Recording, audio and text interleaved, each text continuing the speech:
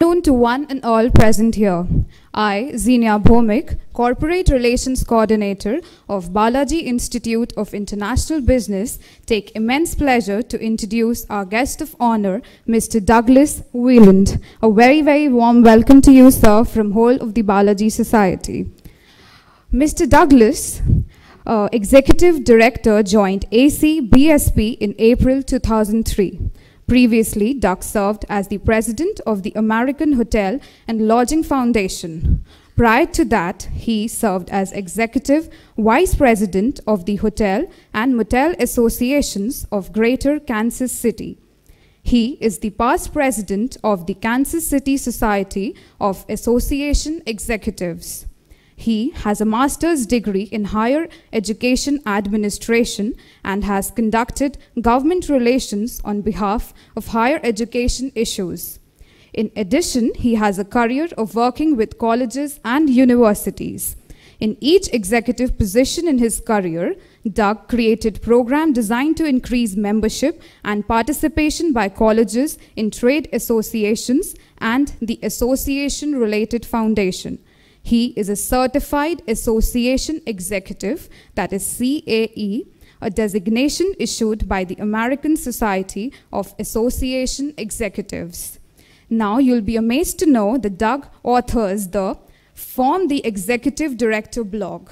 I would request all of you to visit the blog to see his thoughts on emerging issues that affect accreditation and the worldwide academic community of the business and accounting profession.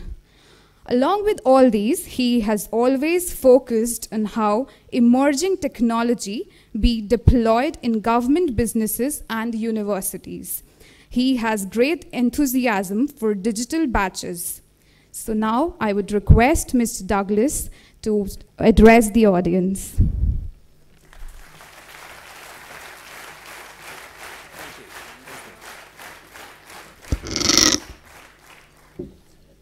First, what a great warm welcome to be able to enter this auditorium and see such a full school of students ready and appreciate the opportunity to greet us so warmly and so we can share some words with you. And I certainly appreciate that wonderful introduction in terms of some of my background and my activity. I first begin by congratulating you on selecting management as a career choice for you.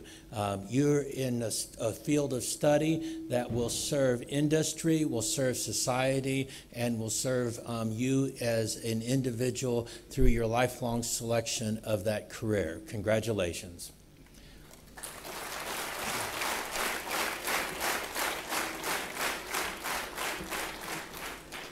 I also congratulate you for selecting this institute as your choice of school because of the many great things that I know are happening here now and, as Mr. Rahman stated earlier, are about to get underway, and that's part of the reason why I am here in Pune and attending this institute today. The work that I do, as you heard before, is global business accreditation. What that means is that I get the opportunity to travel to various parts of the world, to visit business schools, to speak to students, to speak to faculty, and to share ideas and thoughts. But the most important thing that I do is to begin a school like this institute on a path towards the accreditation. Now, what is the accreditation involved and how will it benefit you as the students? Well, first of all, that we know that there's a quality education that's being provided here at the Institute. But part of what accreditation does is bring individuals from the outside to ask the school to document that quality, to have the conduct of first a preliminary visit questionnaire that would be involved in the first stage, but then eventually the next step would be a self-study. The self-study that this school will do is to essentially examine all the things that it is doing well as an institute, and that's important, that's documenting quality, But in an equal part of a self-study is to examine what are some things that the Institute should be doing or could be doing to enhance the quality of the education that it's providing to you as students. In many ways, it is very much like the name entitles, a self-study. The self-study is done by using standards and criteria. I think we all know what standards are. They're essentially a standard that says if you have achieved this level, then you have met this standard. And our standards in our accreditation process focus on some of the key areas that's going to serve you throughout life. Some of them are strategic planning and leadership. Others focus internally on the institution, such as the quality of faculty and the quality of facilities. The most important one that I like to think, and I think has been mentioned previously, is the focus on teaching excellence. That's the standard 4, and involved in teaching excellence is something called student learning outcomes. I like to talk about a process sometimes. I know that this institute already has recognition by AICTE and already has recognition by the Indian authorities. And I think that that's a wonderful accomplishment. The measurements by those authorities have focused largely on the inputs into the system. It's focused on the quality of the faculty, the number of books in the library, the number of computers, the number of square feet that might be in the classroom. And as you might imagine, those are inputs into your education. Our process takes a little different approach. Our process focused on outputs, and that's you. What we are going to ask of the school is to essentially engage in programs which would measure the student learning that occurs in the classroom, doing pre-testing when you enter the classroom and using post-testing when you exit the classroom to measure what has been learned. The assessment also involves reaching out to alumni of this institute and finding out from them what are the things that you learned during your time at the institute that has served you well in the workforce. Also to employers that would hire you as graduates and say, what are the qualities that you find in our graduates that are outstanding compared to the quality of other graduates? And then also to ask, what are some things that you're finding in our graduates that are outstanding qualities? So once the school has this data, then it has an opportunity to determine where it's exceedingly well and where it has opportunities for improvement. And that's what we call that, opportunities for improvement. So as a result, the school it then takes those results, looks at those things that need improvement, puts changes and programs into place, and later comes back and remeasures. That's an essential quality management program that looks at, again, the output of the systems rather than the inputs. So that's one of the differences that we as ACBSP bring to an institute that proposes and engages in our accreditation process.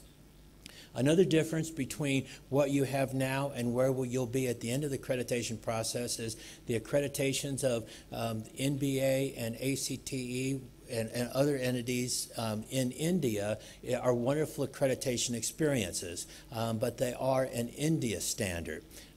ACBSP standards and criteria are a global standard. So whenever a school obtains international accreditation, and that's why it's called international accreditation, it becomes part of a global network. This institute will have met the same standards and criteria that schools in America, Europe, Africa, Asia have also met. So therefore, you join at that club, that leadership. What does that mean? That means that it enhances the opportunity for faculty exchanges, because the faculty know that when they do an exchange with another accredited school, that accredited school has met the same standards that they have. It facilitates student exchanges, the opportunity for students to essentially know that when they travel and go to another ACBSP accredited school, that the quality of the education there has been documented as equivalent to wherever your home base is. So again, the opportunity that we offer as an accreditation is for it to be more global in terms of its nature. It also will serve you, now we'll talk more about you as students in terms of the value that international accreditation through ACBSP can bring to you. Whenever you go into the opportunities upon graduation to be able to go into a workplace, I hope that you'll be able to talk a little bit about accreditation and what it means to you. We have these brochures that we provide to our accredited schools which help them along that path. One is the value of choosing an ACBSP accredited business school, and here the focus is why a student would want to come to an accredited school through ACBSP, and the other one is the value of considering ACBSP accreditation when making your business decisions. And this one is used by the school to recruit the school businesses that would want to host internships, want to participate in your placement programs, and also come to this campus and participate in leadership opportunities into the classroom. By going out into the world, you've essentially now can say that this school has met a quality standard. And another attribute of our quality standard is that it's based on a business quality standard. I know few of you would be aware of something called the Malcolm Baldrige Award Program in the United States. It's mentioned in both of these brochures. It is a United States-based program. It is something that was created by the U.S. Commerce Department a number of years ago by a Commerce Secretary called Malcolm Baldrige. That's why it's named after him. And he believed in quality, and he felt that manufacturing industry needed a way that they could document the quality of manufacturing and measure the quality of the output of that manufacturing and engage in continuous improvement with regard to that manufacturing. And if you think about what I just said, that sounds very much like the accreditation process that I just talked about. So whenever you have an opportunity to graduate and if the business community does not understand what accreditation is, you have the opportunity to talk about it as the same kind of process the business school goes through, that a manufacturer would go through, or healthcare would go through, or nonprofit organizations would go through. For the American-based corporations that you may visit with in terms of that, many of them will be familiar with the Baldrige Program because many of them participate in the Baldrige Program in the United States. If it's an Indian-based company, they may not be familiar with the Baldrige Program, but there's a similar quality program that's produced by the Indian Institute of Commerce. It's a quality institute by the India Commerce for Industry. But the important part is that you have in India, through that association, the equivalent of the Baldrige Program that's offered by the U.S. government. So if a business does not understand necessarily what accreditation means for a business school, they certainly will understand what meeting a quality standard means, and that will add value to your opportunities to talk about the value of your degrees. Another way that it creates value for you is that I know that you and your parents have invested in your education. They want to know that the investment that they've made has been of value. They want to know that the Institute is being held accountable for what it says in its mission statement and what it says in its program books. And that's another part of our self-study. When there is a mission statement for an institute, we're going to ask the institute what it is that you do in the classroom and outside the classroom to fulfill that mission statement. So by going through the accreditation, also if there's statements that are made in program books and assurances made to students, we're also going to ask the school to document that. Now, the school may be able to document that, yes. They may not be able to fully document it, but over time, through a continuous improvement process, they will do that as they go forward. So you have a better assurance that the funds that you are using and investing in your education are being used for the purposes that is stated in terms of what it would be. For all those reasons, international accreditation is a growth industry. When I came here for the first time in 2008, we had 0 schools that were involved in accreditation. As you just heard recently, that we currently have 23 as members throughout India.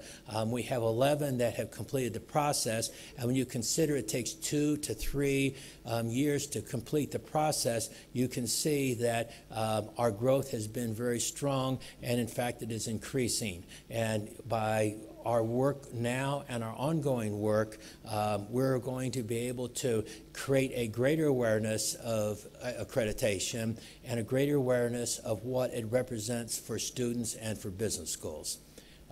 So let me conclude by just, again, saying that I'm pleased to be here, pleased to be a part of the opportunity to share these thoughts on the value of accreditation. I hope that as you go throughout your studies over the next several years, when someone talks about a pre-test or a post-test or some kind of assessment survey, you'll know that the quality of this school is being documented, it's being measured, there's opportunities for improvement being discovered, and this school is on its way, a pathway towards achieving accreditation and engaging in lifelong continuous improvement. That's what you want out of life, continuous improvement, and that's what we hope to deliver through the accreditation process. So again, thank you for being here, and good luck with your careers and your schooling.